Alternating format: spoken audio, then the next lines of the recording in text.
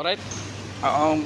Ini naman ng kosong EF crankshaft sudah pasang, patuk bab sudah pasang, spark sudah baru, thermostat housing sudah pasang, cam sudah kunci, sini sudah gam, kiri dia depan belakang sudah gam, AC pump, dia punya batang pun sudah masuk, sini oil seal pun sudah masuk, nut di dalam pun sudah masuk, tidak ada yang nunggar-nunggar lah, so ini pun ganti alang-alang.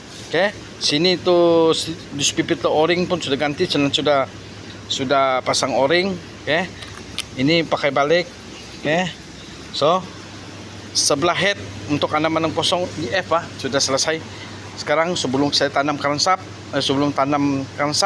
di blok, saya mau gosok crankshaft dulu. Itu wajib.